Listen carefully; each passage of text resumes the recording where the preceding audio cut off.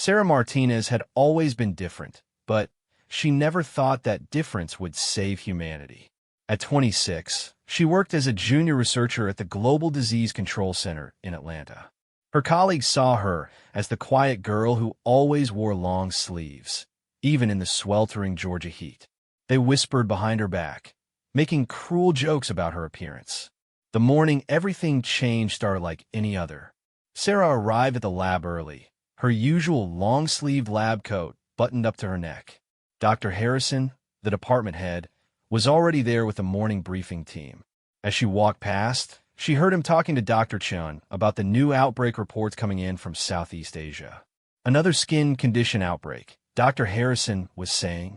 Probably just another bacterial infection. We'll send the standard response team. Sarah stopped walking. Something about those words made her skin crawl, literally. The strange marks on her arms that she had hidden for years began to tingle. She had been born with unusual patterns across her skin that looked like intricate maps or circuits. Her parents had taken her to countless doctors as a child, but no one could explain what they were. The marks didn't hurt, they just looked different, which was enough to make her a target for bullies throughout school.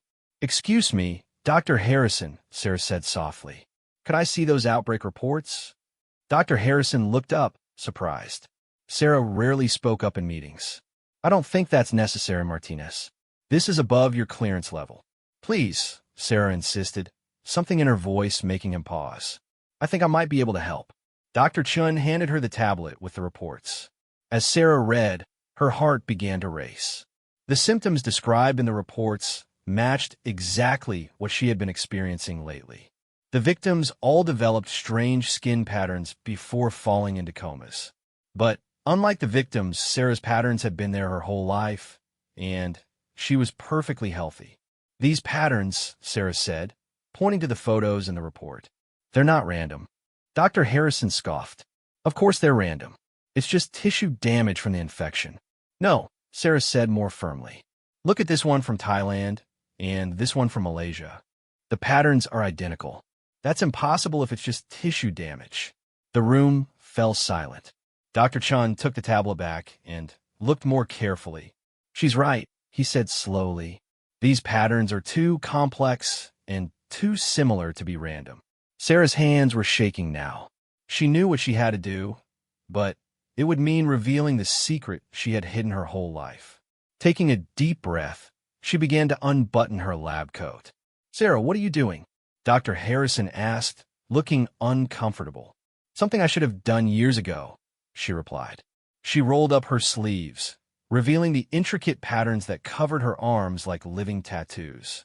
They seemed to shimmer slightly in the fluorescent lab lighting, more beautiful and complex than anything in the outbreak photos. The entire room gasped. Dr. Harrison's coffee cup slipped from his hand and shattered on the floor. "My God," Dr. Chen whispered. "How long have you had these?" "Since birth," Sarah said quietly. "My parents always told me to hide them. They said people would think I was a freak." Dr. Harrison was staring at her arms in amazement. "These patterns, they're incredibly complex. Have you ever felt sick? Any symptoms at all?" Sarah shook her head. "Never. I've always been healthy. But lately when I touch metal objects, strange things happen." "What kind of things?" Dr. Chen asked, leaning forward. Sarah walked over to the computer terminal. When she placed her hand on the metal casing, the screen flickered and displayed information that shouldn't have been there. Code appeared that none of them recognized, scrolling rapidly across the monitor. "The patterns on my skin seem to interact with electronic devices," Sarah explained. "I've been hiding it because I didn't understand it." Dr. Harrison was now looking at her with something approaching awe rather than disgust. "Sarah, I think you might be the key to understanding this outbreak." Just then, an alarm sounded throughout the building. The emergency alert system activated, and a voice came over the intercom. "All personnel report to stations immediately. We have reports of the skin pattern outbreak spreading to major cities worldwide. This is now classified as a global emergency." Sarah looked down at her arms, then back at her colleagues. "I think whoever is behind this outbreak knows about people like me," she said, "and I think they're trying to activate something." The weight of what she was saying hit them all at once. This wasn't just a disease outbreak. This was something much bigger, and Sarah was somehow at the center of it. "We need to contact the director immediately," Dr. Harrison said, reaching for the phone. "And, Sarah, I owe you an apology. For years, we've been blind to what was right in front of us." But Sarah was already moving, her mind racing with possibilities. "There's no time for apologies," she said. "If I'm right about this, we have maybe hours before something catastrophic happens. We need to find others like me, and we need to find them fast." As she spoke, the patterns on her skin seemed to glow slightly brighter, as if responding to the urgency of the moment. Sarah realized that her lifelong burden might actually be humanity's salvation, but only if they could figure out how to use it in time. The real fight was just beginning, and Sarah Martinez was about to discover that being different wasn't something to hide from, but something to embrace, because sometimes being different is exactly what the world needs to survive. Within hours of Sarah's revelation, the Global Disease Control Center transformed into a war room. Director Margaret Stone arrived with a team of military officials and scientists from around the world. Sarah found herself at the center of attention for the first time in her life, but not in the way she had always feared. "Show me," Director Stone said simply, after Dr. Harrison had briefed her on Sarah's unique condition. Sarah rolled up her sleeves again, but this time she felt different. Instead of shame, she felt purpose. The patterns on her skin seemed more vibrant now, almost as if they were responding to being finally seen and acknowledged.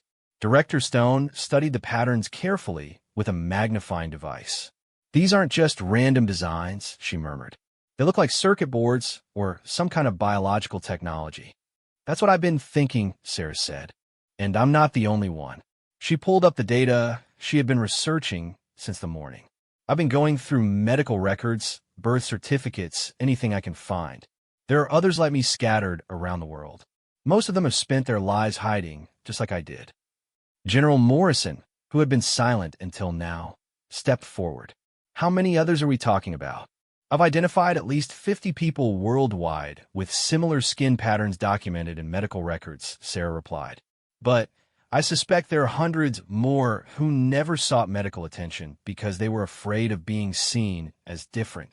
Dr. Chun, who had been monitoring the global outbreak reports, looked up from his station with a grave expression. "The outbreak is spreading faster than any disease we've ever seen. It's not following normal infection patterns. Cities are reporting thousands of cases simultaneously, as if it's being activated remotely." Sarah's skin began to tingle again, stronger this time. She walked over to the main computer system and placed both hands on the metal console. Immediately, screens throughout the room lit up with data streams that nobody had seen before. "Sarah, what's happening?" Director Stone asked. "I can feel them," Sarah said, her voice taking on an otherworldly quality. "The people who are infected, they're not dying from a disease. They're being changed." The data on the screens showed satellite feeds from infected cities. The camera footage was disturbing. People with the skin patterns weren't in hospitals dying. Instead, they were standing in perfectly organized groups in public squares, their eyes closed, their patterned skin glowing with the same soft light that Sarah's patterns now displayed. "They're connected," Sarah realized. "Someone or something is using the patterns to create a network." General Morrison leaned forward. "A network of what?" Before Sarah could answer, every electronic device in the room began displaying the same message in multiple languages. "The awakening has begun. Those who carry the marks will join the greater purpose. Resistance is futile." "That's not possible," Dr. Harrison said. "Our systems are completely isolated from outside networks." Sarah looked down at her hands, which were still touching the console. "Unless the network isn't electronic," she said quietly. "Unless it's biological." Suddenly, Sarah gasped and pulled her hands away from the console. In that brief moment of connection, she had seen something that chilled her to the bone. "I know who's behind this," she said. "And it's not human." The room fell silent except for the humming of equipment and the distant sound of emergency sirens outside. "What do you mean, not human?" Director Stone asked carefully. Sarah walked to the window and looked out at the city skyline. Several buildings now showed the telltale signs of the outbreak. Groups of people standing motionless with glowing skin patterns. The patterns aren't random, and they're not natural mutations, Sarah began. They're receivers, like biological antennas. Someone has been preparing Earth for this moment for decades, maybe longer. Preparing for what? General Morrison demanded.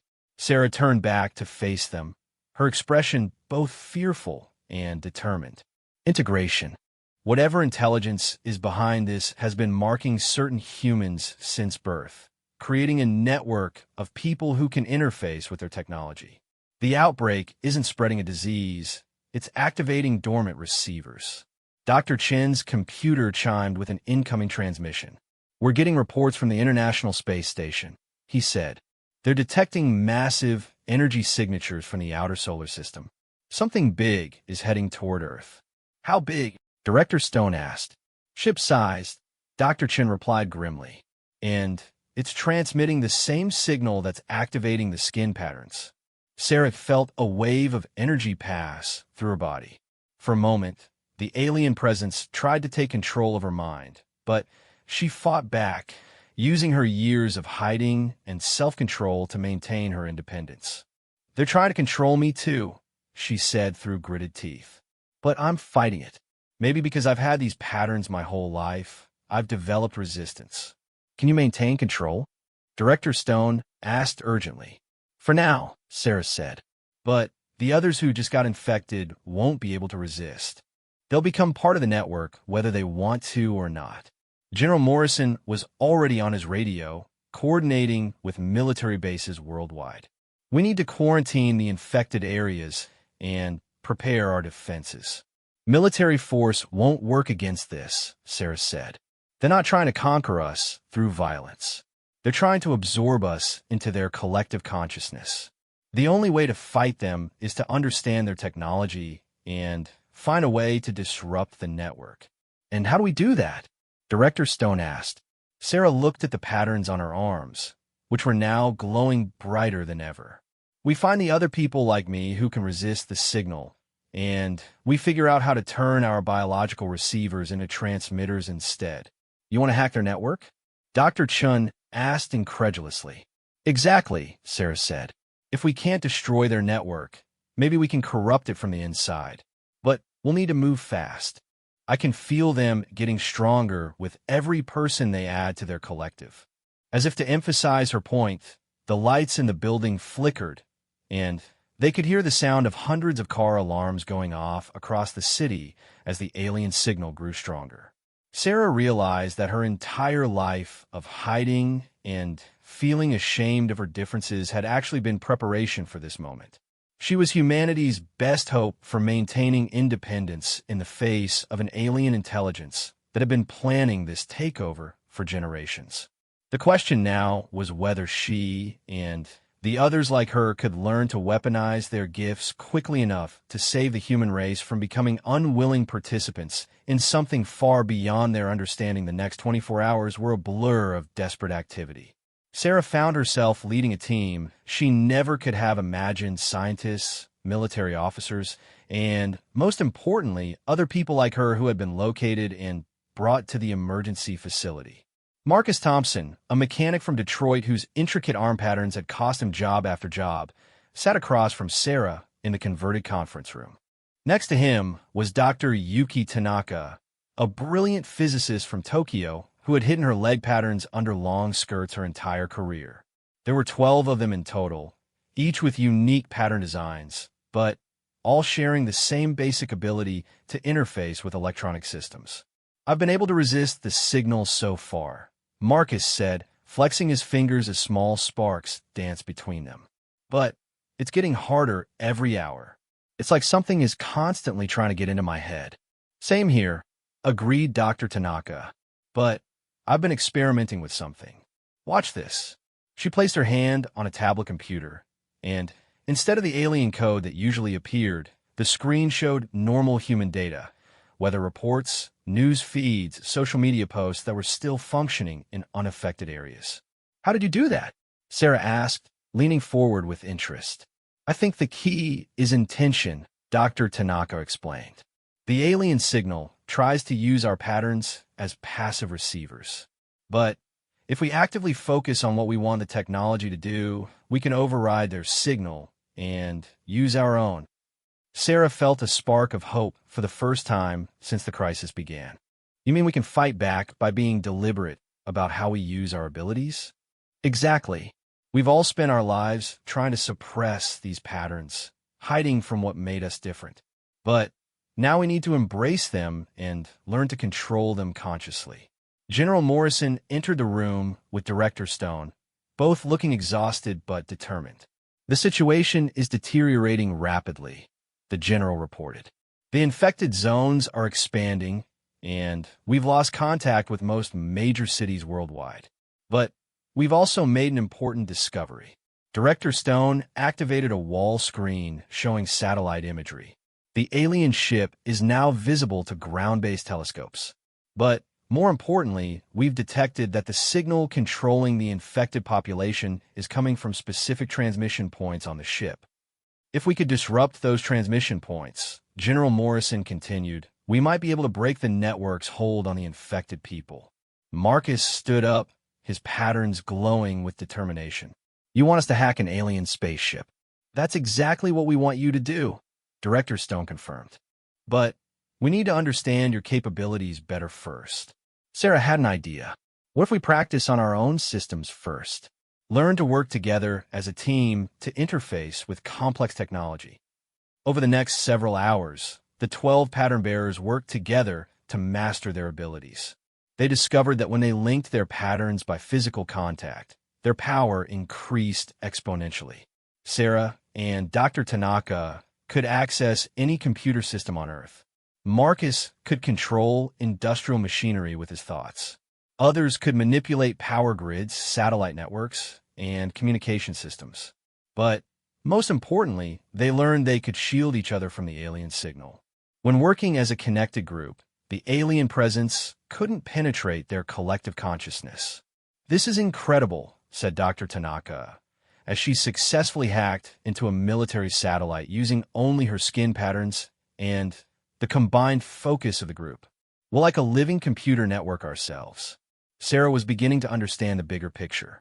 I don't think this is the first time this has happened, she said suddenly. The aliens didn't just randomly mark certain humans. I think they've been doing this for generations, maybe centuries. She pulled up historical records on the main screen. Look at these archaeological findings. Ancient artwork showing people with similar pattern designs. Medieval manuscripts describing individuals with marks of divine purpose. Even more recent historical figures who were described as having unusual skin markings. You think this is some kind of long-term genetic modification project? Director Stone asked. I think they've been preparing Earth for integration for a very long time, Sarah replied. But something went wrong with their plan. People like us were supposed to be their willing collaborators, but instead, we developed independence and resistance. Dr. Chin rushed into the room with urgent news. The alien ship is beginning its final approach. We're detecting massive energy buildups that suggest they're preparing for the next phase of their operation. What kind of next phase? General Morrison asked. Based on the energy signatures, it looks like they're planning to establish permanent transmission stations on Earth's surface. Once those are in place, their control over the infected population will become irreversible. Sarah felt the alien presence pressing against her mind again, stronger than ever. But this time, instead of fighting it alone, she reached out to her team. As their patterns connected, the alien signal not only stopped trying to control her, but she could actually sense the ship itself. I can feel them, she said, her voice taking on the same otherworldly quality as before. They're not evil exactly. They're just collective. They don't understand individual consciousness the way we do. They think they're offering us a gift by making us part of their network. Can you communicate with them? Director Stone asked. Sarah concentrated harder, her patterns glow intensifying. Yes, but they don't understand why we're resisting. They've done this to thousands of worlds, and Every species they've encountered has eventually welcomed integration. What makes humans different? Dr. Tanaka asked. Sarah smiled grimly. We're the first species they've encountered that developed resistance while still maintaining the ability to interface with their technology. We're like a virus in their perfect system. Marcus began to grin. So we can use their own network against them? Better than that, Sarah said, her eyes lighting up with a dangerous idea. We can infect their ship with human consciousness. If we can establish a connection strong enough, we can introduce concepts like individual thought, personal choice, and resistance into their collective. That sounds extremely dangerous, General Morrison pointed out. It is, Sarah agreed. If we fail, we'll lose our independence and become part of their collective. But if we succeed, we might be able to give them something they've never experienced before, the ability to choose. Director Stone looked around at the group of individuals who had spent their lives hiding their differences, now preparing to use those same differences to save humanity. How long do we have before the ship reaches optimal transmission range? She asked Dr. Chun. 6 hours, maximum. Sarah stood up, her patterns now glowing so brightly that they illuminated the entire room. Then, we better get started. We have an alien consciousness to hack, and only one chance to get it right. The pattern bearers joined hands around the central computer console, their combined energy creating a network unlike anything that had ever existed on Earth, a bridge between human individuality and alien technology that could either save their species or doom it to eternal servitude. The countdown to the alien ship's arrival had reached 3 hours when Sarah and her team made their first successful contact with the vessel's main consciousness. What they discovered changed everything they thought they knew about the invasion. Sarah's body trembled as she maintained the connection, her patterns blazing with an intensity that made the room's lights seem dim by comparison. Through her link with the alien network, she was experiencing the collective consciousness directly. "They're not trying to hurt us," she gasped, her voice strained from the effort of maintaining individual thought while connected to the vast alien mind. "They honestly believe they're saving us." Dr. Tanaka, whose patterns were synchronized with Sarah's, translated the alien communications as they flowed through the network. They call themselves the Unifiers. They've been traveling the galaxy for millennia, bringing isolated species into their collective consciousness. "Why?" Director Stone asked urgently. Marcus, who was monitoring the ship's approach trajectory, looked up from his calculations. "Because they're afraid," he said with sudden understanding. "They experienced something terrible eons ago, a cosmic event that nearly destroyed their original homeworld. The only way they survived was by linking their consciousness together. Through the alien network, Sarah was experiencing their memories directly. She saw flashes of their original civilization, a beautiful world where individual beings lived in harmony until a massive solar flare destroyed their atmosphere and killed billions. The survivors had merged their minds to share resources and knowledge, eventually developing the technology to preserve other species by bringing them into the collective. They think individual consciousness is a weakness, Sarah realized. Every species they've encountered has eventually agreed to join them once they understood the benefits. Shared knowledge, immortality through the collective, protection from cosmic disasters. But they don't understand that for humans, individual thought isn't a weakness, Dr. Tanaka added. It's our greatest strength. Dr. Chun, monitoring global communications, suddenly called out, "We're getting reports from the infected cities. Something's changing. The people aren't just standing in groups anymore. They're starting to move with purpose." On the main screen, satellite feeds showed the infected populations beginning to construct something. Using materials from buildings, vehicles, and infrastructure, they were building tall, crystalline structures that seemed to pulse with the same energy as their skin patterns. Transmission towers, General Morrison identified grimly. They're building permanent communication nodes. Sarah felt the alien presence push harder against her consciousness, trying to force her to join the construction effort.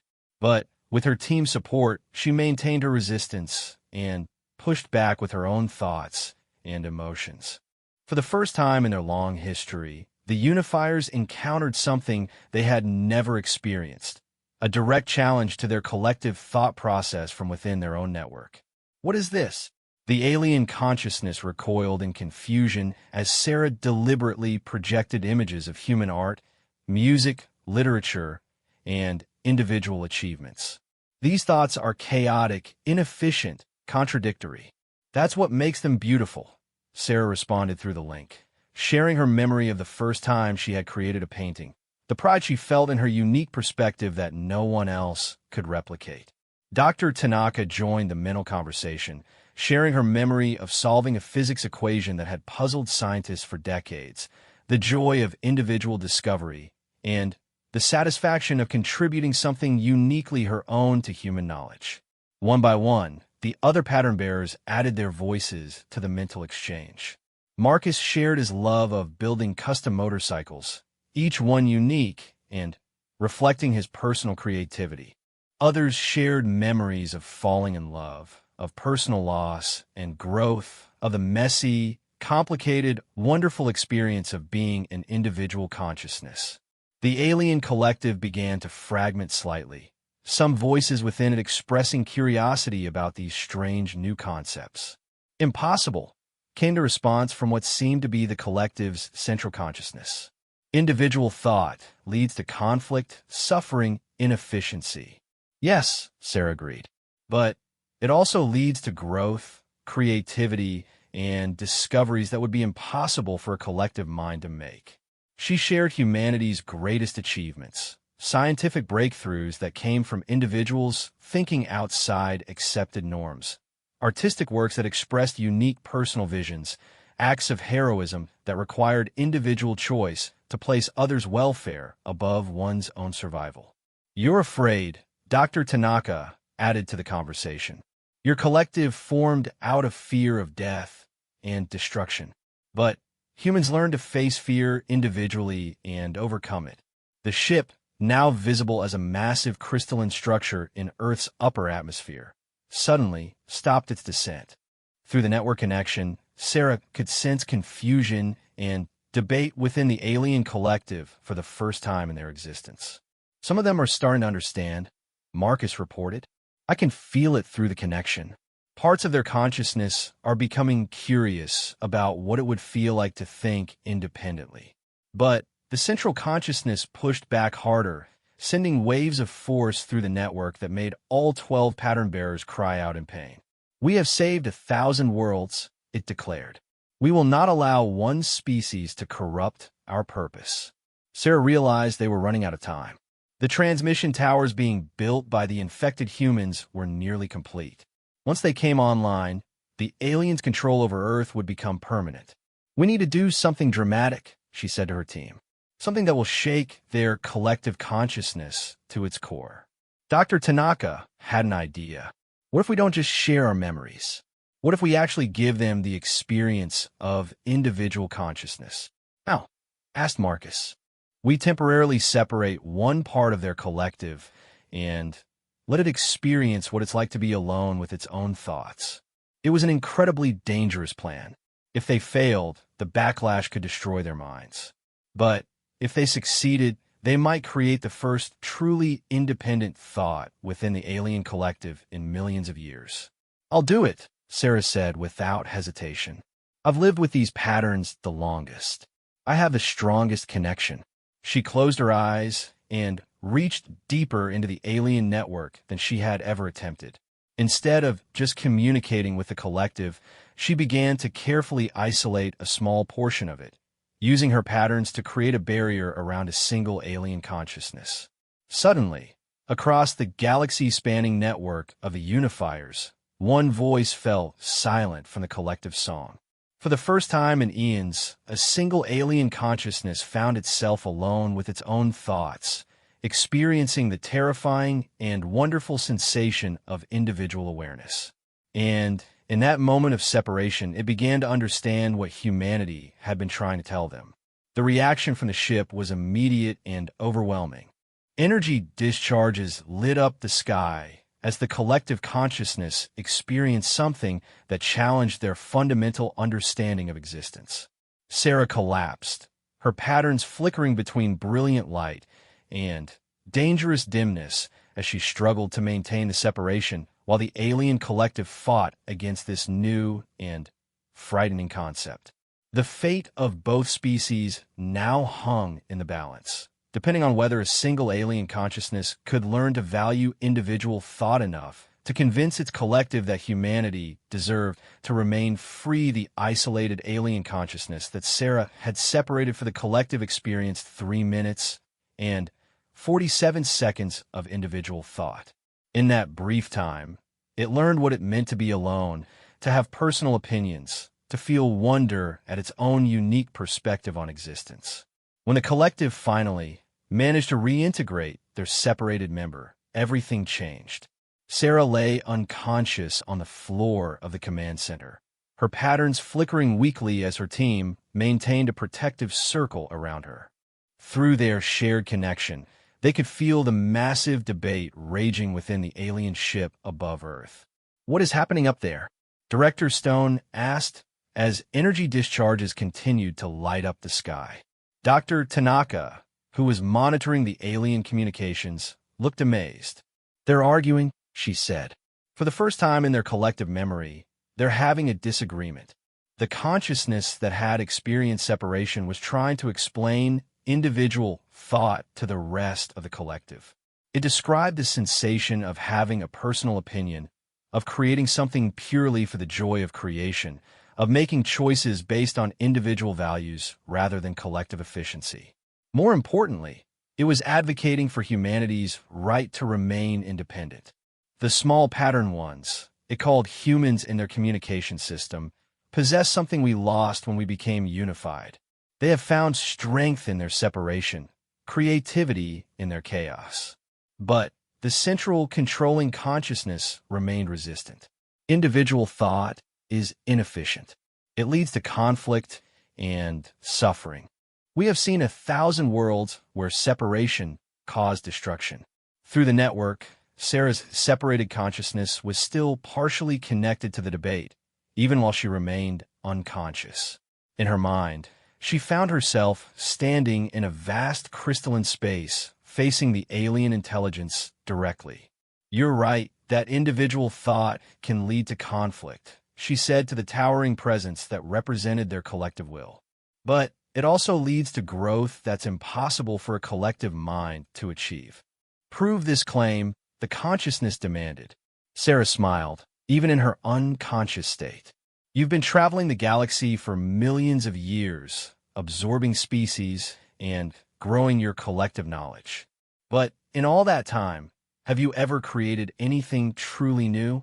Or have you just been preserving and combining what already existed?"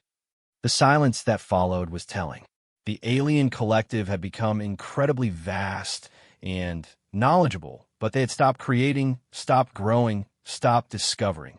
They had become a perfect preservation system, but not a living, evolving civilization.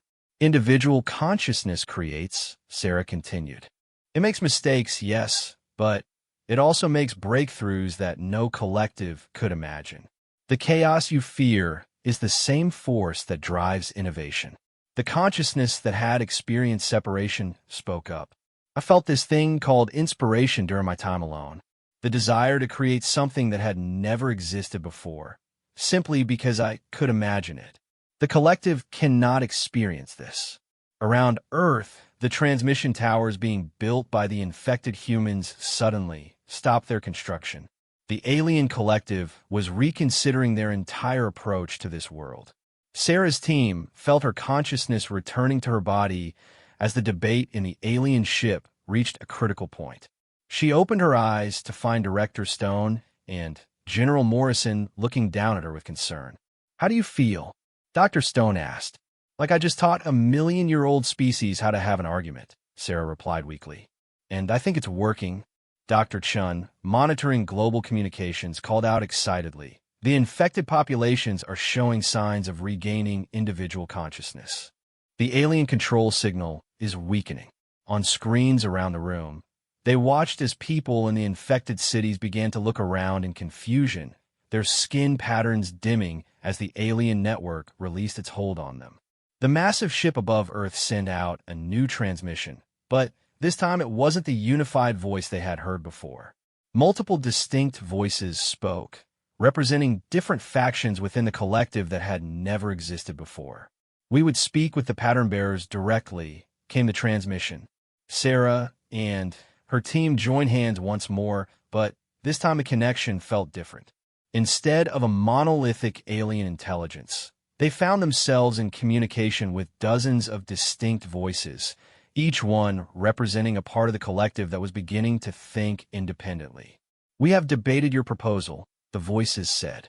"Some among us wish to experience this individual consciousness you value. Others fear the chaos it might bring. What do you propose?" Sarah asked. "A test," came the reply. "We will establish a colony ship with volunteers from our collective who wish to experience separation. They will learn individual thought, as you have described.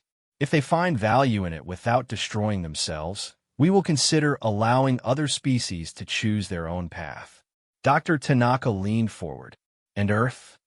"Earth will remain free to develop individual consciousness," the voices agreed. "But we ask for something in return." "What?" General Morrison asked suspiciously. "Teachers," Sarah realized. "They want some of us to help their volunteers learn how to be individuals." The alien ship began to change its configuration, parts of it separating to form a smaller vessel. "Those among our collective who wish to experience separation will remain in your solar system. They will need guides to help them understand individual consciousness." Sarah looked around at her team, the 11 others who had spent their lives hiding their differences and who had just saved humanity by embracing those same differences. "I'll go," she said without hesitation. "This is what I was meant for." One by one, the others volunteered as well. Marcus grinned.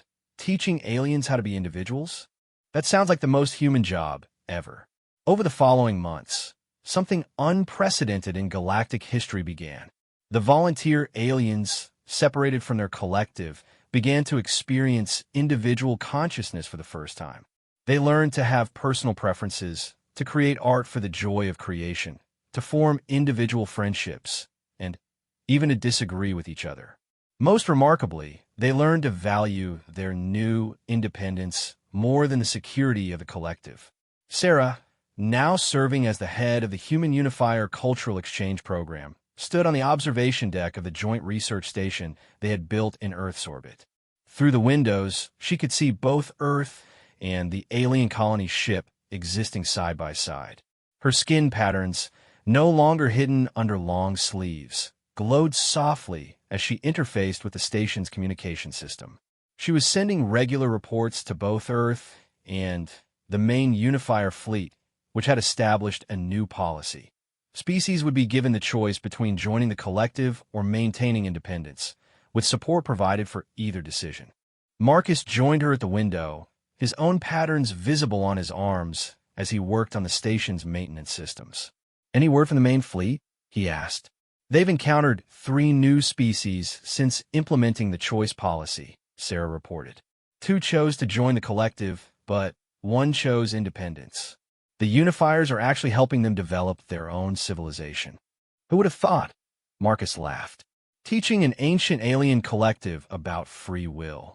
Mom always said I'd amount to something." Dr. Tanaka's voice came over the intercom. "Sarah, you need to see this. The separated Unifiers just created their first original piece of art. It's beautiful."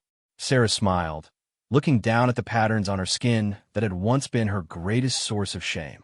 They had turned out to be humanity's greatest gift, not just to themselves, but to an entire galaxy of civilizations that had forgotten what it meant to think for themselves. Sometimes being different wasn't a curse to hide from, but a strength that could change the universe itself. The outbreak that had threatened to end human independence had instead become the beginning of a new era of galactic cooperation, where collective wisdom and individual creativity could coexist and strengthen each other. And it had all started with one woman brave enough to roll up her sleeves and show the world exactly who she really was. Sarah Martinez had always been different, but she never thought that difference would save humanity. At 26, she worked as a junior researcher at the Global Disease Control Center in Atlanta. Her colleagues saw her as the quiet girl who always wore long sleeves, even in the sweltering Georgia heat. They whispered behind her back, making cruel jokes about her appearance. The morning everything changed started like any other. Sarah arrived at the lab early, her usual long-sleeve lab coat buttoned up to her neck. Dr. Harrison, the department head, was already there with the morning briefing team. As she walked past, she heard him talking to Dr. Chun about the new outbreak reports coming in from Southeast Asia. Another skin condition outbreak, Dr. Harrison was saying. Probably just another bacterial infection. We'll send the standard response team. Sarah stopped walking. Something about those words made her skin crawl, literally. The strange marks on her arms that she had hidden for years began to tingle. She had been born with unusual patterns across her skin that looked like intricate maps or circuits. Her parents had taken her to countless doctors as a child, but no one could explain what they were. The marks didn't hurt, they just looked different, which was enough to make her a target for bullies throughout school. "Excuse me, Dr. Harrison," Sarah said softly. "Could I see those outbreak reports?" Dr. Harrison looked up, surprised. Sarah rarely spoke up in meetings. "I don't think that's necessary, Martinez. This is above your clearance level." "Please," Sarah insisted, something in her voice making him pause. "I think I might be able to help." Dr. Chun handed her the tablet with the reports. As Sarah read, her heart began to race. The symptoms described in the reports matched exactly what she had been experiencing lately. The victims all developed strange skin patterns before falling into comas. But unlike the victims, Sarah's patterns had been there her whole life, and she was perfectly healthy. "These patterns," Sarah said, pointing to the photos in the report, "they're not random." Dr. Harrison scoffed. "Of course they're random. It's just tissue damage from the infection." "No," Sarah said more firmly. "Look at this one from Thailand, and this one from Malaysia. The patterns are identical. That's impossible if it's just tissue damage." The room fell silent. Dr. Chun took the tablet back and looked more carefully. "She's right," he said slowly. "These patterns are too complex and too similar to be random." Sarah's hands were shaking now. She knew what she had to do, but it would mean revealing the secret she had hidden her whole life. Taking a deep breath, she began to unbutton her lab coat. "Sarah, what are you doing?" Dr. Harrison asked, looking uncomfortable. "Something I should have done years ago," she replied. She rolled up her sleeves, revealing the intricate patterns that covered her arms like living tattoos. They seemed to shimmer slightly in the fluorescent lab lighting, more beautiful and complex than anything in the outbreak photos. The entire room gasped. Dr. Harrison's coffee cup slipped from his hand and shattered on the floor. "My God," Dr. Chun whispered. "How long have you had these?" "Since birth," Sarah said quietly. "My parents always told me to hide them. They said people would think I was a freak." Dr. Harrison was staring at her arms in amazement. "These patterns, they're incredibly complex. Have you ever felt sick? Any symptoms at all?" Sarah shook her head. "Never. I've always been healthy. But lately when I touch metal objects, strange things happen." "What kind of things?" Dr. Chin asked, leaning forward. Sarah walked over to the computer terminal. When she placed her hand on the metal casing, the screen flickered and displayed information that shouldn't have been there. Code appeared that none of them recognized, scrolling rapidly across the monitor. "The patterns on my skin seem to interact with electronic devices," Sarah explained. "I've been hiding it because I didn't understand it." Dr. Harrison was now looking at her with something approaching awe rather than disgust. "Sarah, I think you might be the key to understanding this outbreak." Just then, an alarm sounded throughout the building. The emergency alert system activated, and a voice came over the intercom. "All personnel report to stations immediately. We have reports of a skin pattern outbreak spreading to major cities worldwide. This is now classified as a global emergency." Sarah looked down at her arms, then back at her colleagues. "I think whoever is behind this outbreak knows about people like me," she said, "and I think they're trying to activate something." The weight of what she was saying hit them all at once. This wasn't just a disease outbreak. This was something much bigger, and Sarah was somehow at the center of it. "We need to contact the director immediately," Dr. Harrison said, reaching for the phone. "And, Sarah, I owe you an apology. For years, we've been blind to what was right in front of us." But Sarah was already moving, her mind racing with possibilities. "There's no time for apologies," she said. "If I'm right about this, we have maybe hours before something catastrophic happens. We need to find others like me, and we need to find them fast." As she spoke, the patterns on her skin seemed to glow slightly brighter, as if responding to the urgency of the moment. Sarah realized that her lifelong burden might actually be humanity's salvation, but only if they could figure out how to use it in time. The real fight was just beginning, and Sarah Martinez was about to discover that being different wasn't something to hide from, but something to embrace, because sometimes being different is exactly what the world needs to survive.